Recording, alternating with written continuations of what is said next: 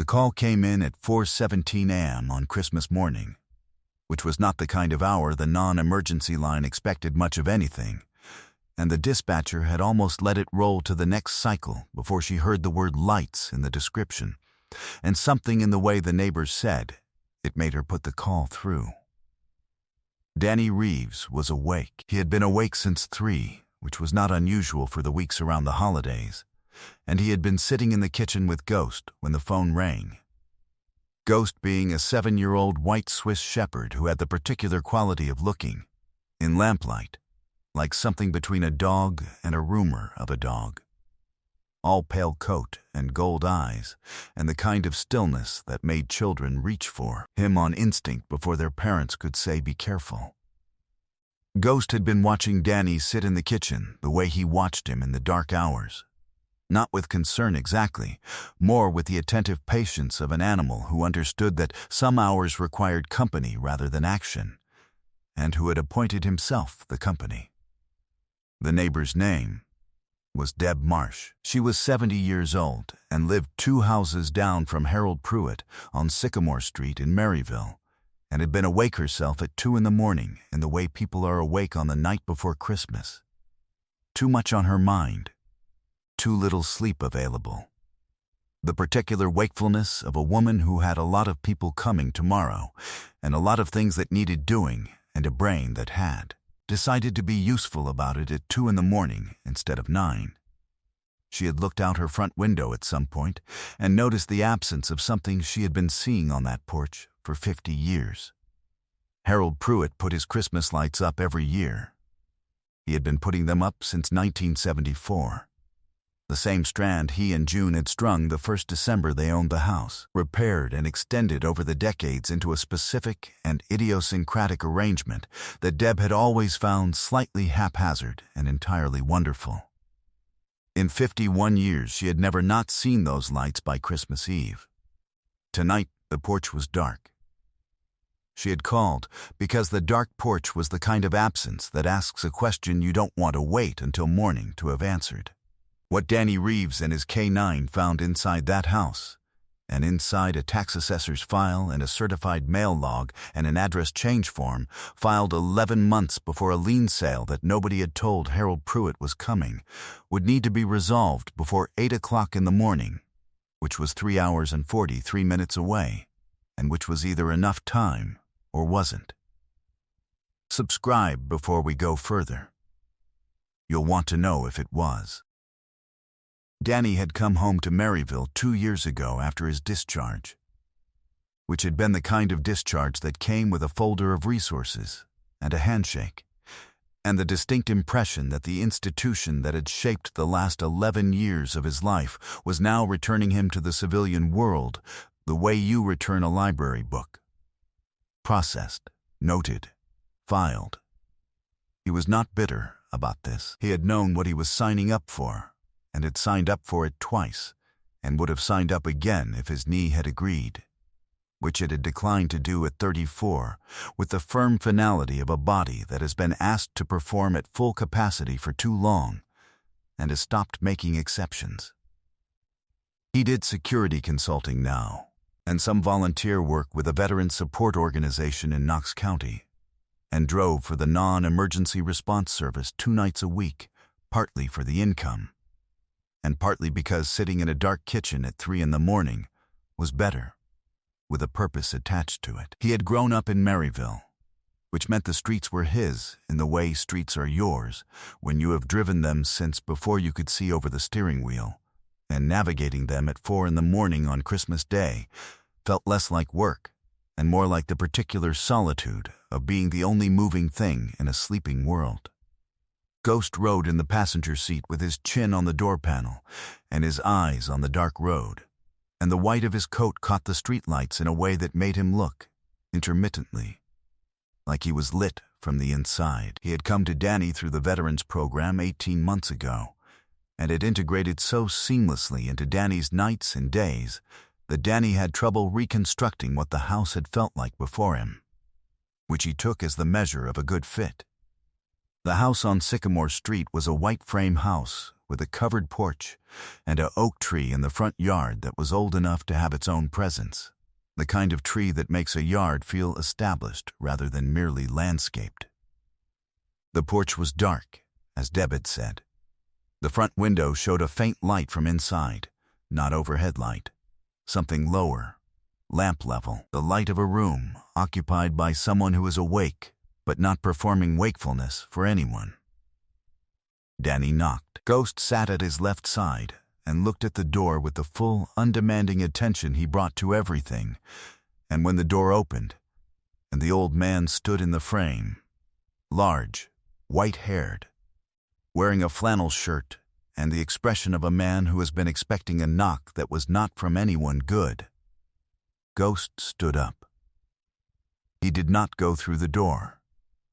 He sat back down, but something in the quality of his attention shifted in the way it shifted for a specific category of person, the category that Danny had come to recognize over 18 months as the people Ghost had decided were worth everything he had. "Mr. Pruitt?" Danny said. Hal Pruitt looked at him. He looked at Ghost. He stepped back from the door. "You'd better come in," he said. Harold Pruitt had served 2 wars and come home from both, which put him in a category of American veteran vanishing at a rate of several dozen per week, and which Hal did not discuss, because discussing it required either sentimentality or grievance, and he had no patience for either. He was 77 years old, large-handed, composed with the quality of someone who has outlived most of his reasons to be demonstrative, and arrived at an equilibrium that looked like peace and was closer to endurance. June had died 3 years ago after 52 years of marriage. The house on Sycamore Street was the only house they had ever owned, bought in the summer of 1974, when Hal came home from Vietnam and decided that what he wanted was a white frame house in a Tennessee town where the mountains were visible on clear days and the porch was wide enough for 2 chairs. The Christmas lights were still in the box in the hallway closet. He had gotten them out 2 days ago, stood with the box, then put it back. The porch with the lights was a porch he and June had made together over 50 years, and this year the house was not going to be his past 8 o'clock, and a ceremony the situation no longer deserved seemed worse than no ceremony at all. The letter from Ridgeline Holdings had arrived in October. The tax lien, the March sale, the redemption deadline.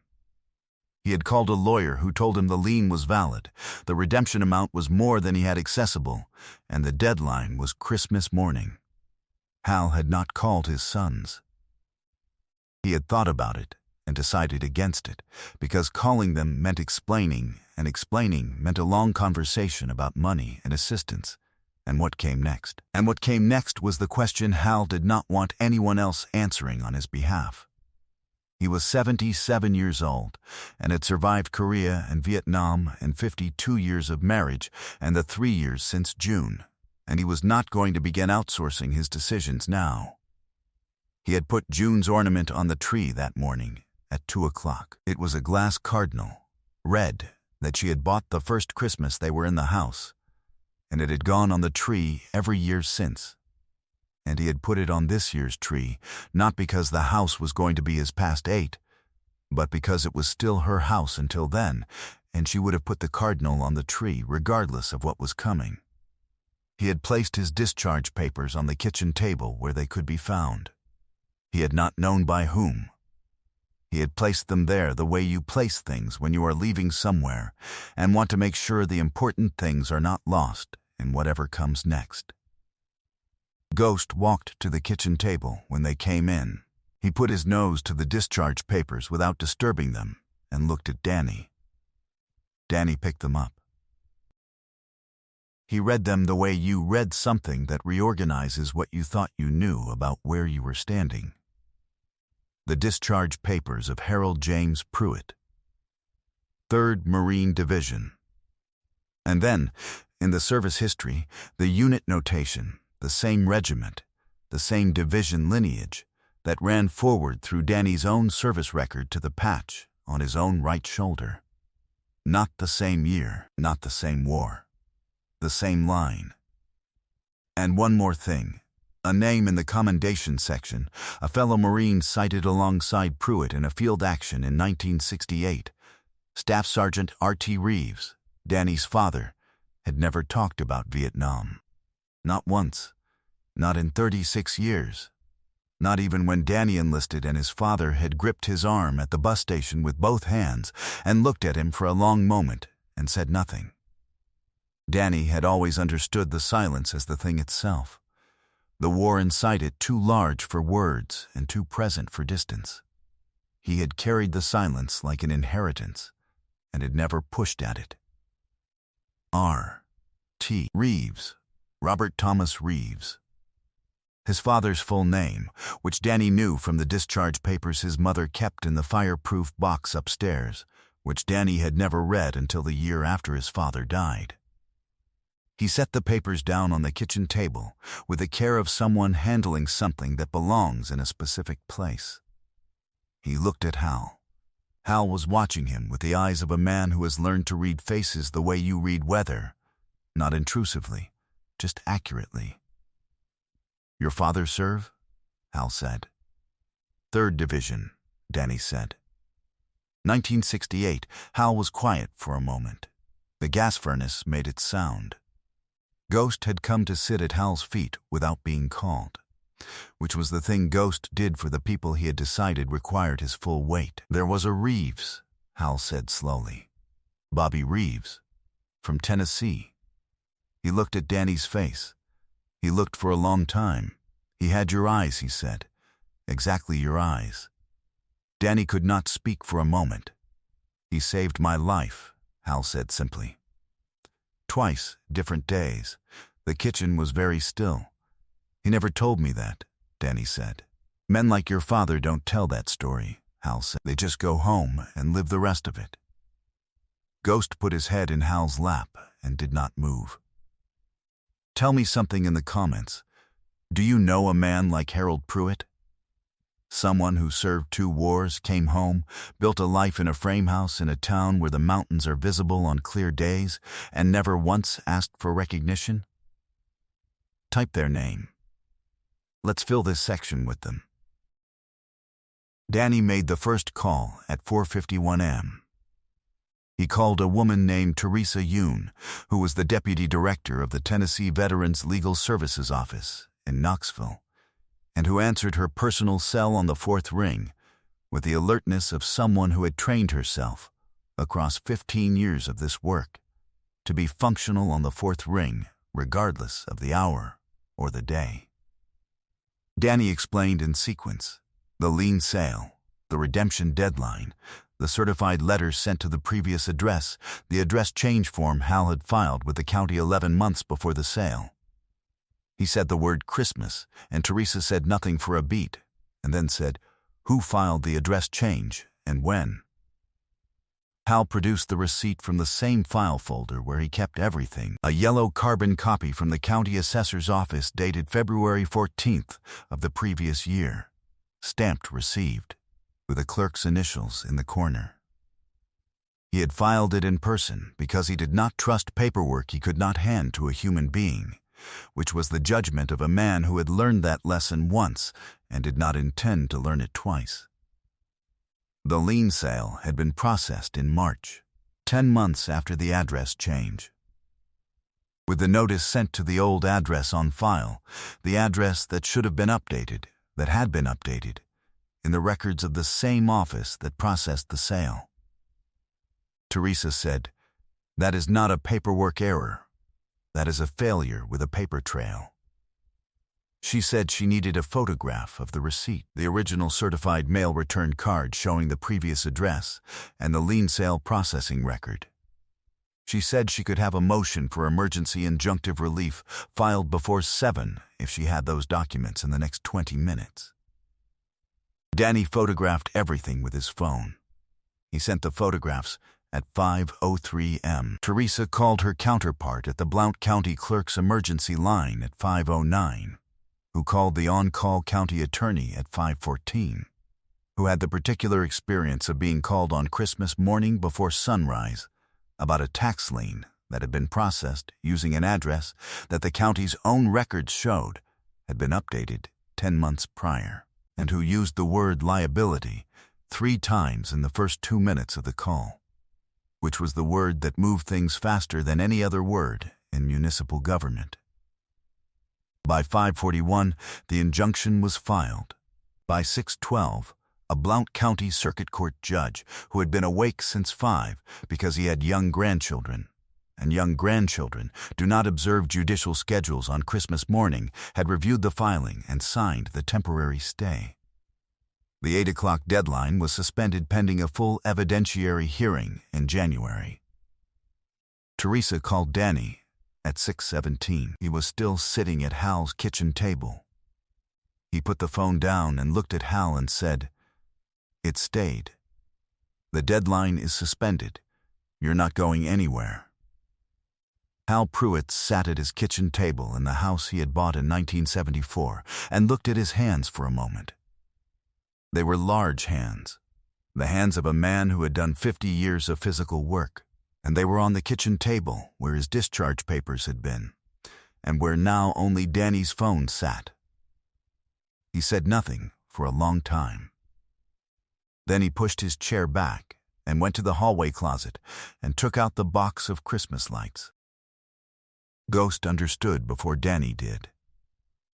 He was at the front door before Hal reached it, and he went out onto the porch and sat at the top of the steps and looked down Sycamore Street at the dark and sleeping neighborhood with the expression, if a dog can be said to have an expression, of a creature presiding over something it has been waiting for. Hal and Danny strung the lights the way Hal had always strung them, which was haphazardly and with a specific logic that only made sense from inside it, the accumulated decisions of 51 years of the same ritual. Danny held the ladder. Hal ran the strand. The oak tree's lower branches got wrapped, because June had started wrapping the oak tree's lower branches in 1989, and it had been non-negotiable since. The porch railing, the eaves, the specific cluster around the front window that June had called the crown. They finished at 7:08 a.m. The lights came on, which they did every year because Hal tested every bulb in November, the way he had tested every bulb in November since 1974. And Sycamore Street was dark and Christmas morning quiet, and the white frame house at the end of the block lit up the way it had lit up every Christmas for half a century.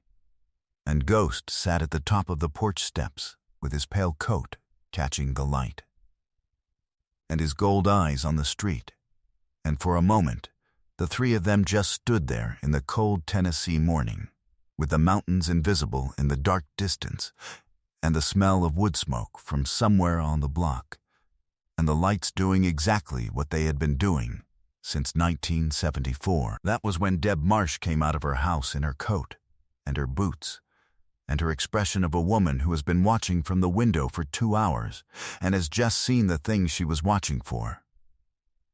She crossed the 2 houses between them without saying anything, and stood at the edge of the yard, and looked at the lights, and looked at Hal. "I put June's ornament on the tree this morning," Hal said. He said it to Deb, who had known June for 40 years, and who was, in this moment, the right person to say it to. "I wasn't going to, but I thought, it's still her house until 8. He looked at the lights. "It's still her house," he said. Deb put her hand over her mouth. From across the street, where the Small Aim Church had its doors open for the sunrise service, the sound of the choir came through the cold air in the particular way that music comes through cold air on a winter morning, cleaner and further and more present than it has any right to be. Reaching across the street and into the yard and into the space around 3 people and a white dog standing in. The glow of 51 years of Christmas lights. The choir director, a woman named Gloria, who had been bringing her singers to the sunrise service for 22 years, stepped outside to see what was happening with the lights. because you could not look at them from across the street. She saw Hal. She saw Danny. She saw a ghost at the top of the steps, lit and still. She went back inside for 30 seconds and came back out with her choir behind her. They were 11 people in their Sunday clothes in the cold before sunrise, and they stood at the edge of Hal's yard without being asked to stand there, and they sang, not performing, not announcing, just offering the thing they had, which was what people offer when they understand they are in the presence of something that deserves the best thing they have to give. Deb was crying. Danny was not, and then was.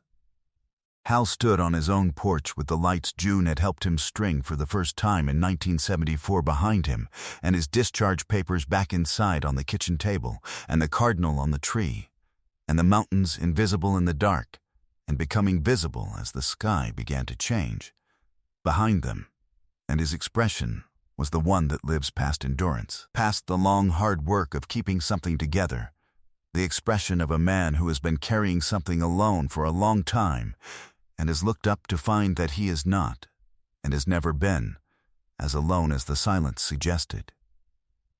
Ghost did not move from the top of the steps through any of it. He sat in the light and watched the street with the full, patient, unself-conscious attention of a dog who understands that his function in this moment is to be here, to be the thing that holds the space open while the larger things happen around it. The January hearing was brief. The address change receipt, the lien sale processing date, the certified mail log showing the notice sent to a previous address 11 months after the update was filed. The judge said the sale had been processed in material violation of the notification requirements and that the lien was void. Ridgeline Holdings' attorney filed a response that the judge considered for 45 seconds before dismissing it.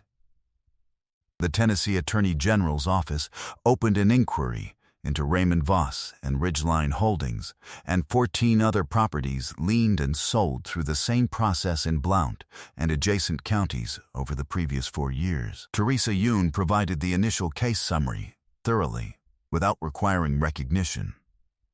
Hal's 3 sons came for the hearing. They sat in the gallery behind their father and said nothing during the proceeding and everything after it, in the parking lot, in the way families say things when the crisis is past and the space opens for what the crisis had been holding at arm's length. The eldest son, Robert, named for the man on Hal's discharge papers, shook Danny's hand for a long time without speaking. Danny understood. Ghost waited in the truck and was out the door before Danny reached it, going directly to Hal, who crouched down and let Ghost put both paws on his knees and looked at the dog's gold eyes and said quietly, "Good boy." Simple. Complete. In February, Hal put a second chair back on the porch. Not because someone was coming. Because the chair had been there for 49 years, and its absence was grief making a decision. And grief is a compass that points true, but not always toward where you want to go. Danny came on Sundays.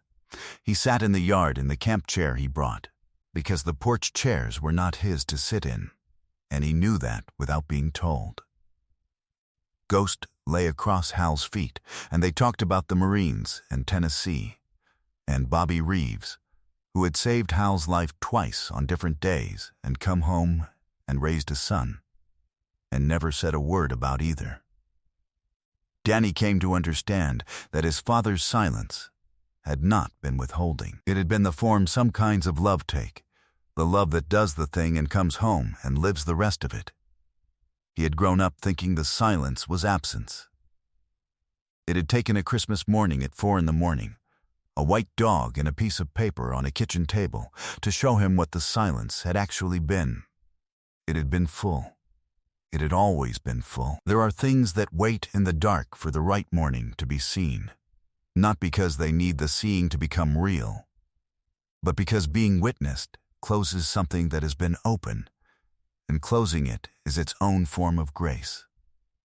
Sometimes grace arrives as a dog who looks lit from the inside, and a Marine awake at 3, and a neighbor who noticed the dark porch and made the call. The lights went up on Sycamore Street in November that year, earlier than usual, all the way to the top of the eaves. Danny held the ladder. Ghost sat at the base of the oak tree and supervised. The cardinal went on the tree Christmas Eve, late afternoon, at exactly the time June had always put it on. The glass caught the light and threw a small red brightness across the room, and Hal watched it and said nothing, because nothing was what the moment asked for, and he had always been good at giving the moment what it asked for. Some people light their porch for the neighborhood. Some people light it for one person who is no longer there to see it. Harold Pruitt lit his for both. And on Christmas morning, in a white frame house at the end of a block in Maryville, Tennessee, the lights came on for the 52nd year, and a white dog sat at the top of the steps in the glow of them. And the mountains were there when the sun came up, exactly where they had always been. This story is for every veteran who is fighting something alone that they should not be fighting alone. You served. You came home. You built something. You are allowed to ask for help protecting it. And for anyone driving a dark street before sunrise on Christmas morning, look for the porch without its lights. That is where you are needed. Is there a veteran in your life who has been quietly fighting something? A bill, a benefit, a landlord, a system, without telling anyone? Type yes in the comments if you know someone like that. Then reach out to them today, not tomorrow. Today, if this story found you, subscribe. This channel is for every porch light that almost didn't come on, and the people who made sure it did. There are more of these stories. You will want to be here for the next one. Which moment stays with you? Ghost sitting in the lights before sunrise, or Hal saying it's still her house until 8? Tell me in the comments. I'll see you there.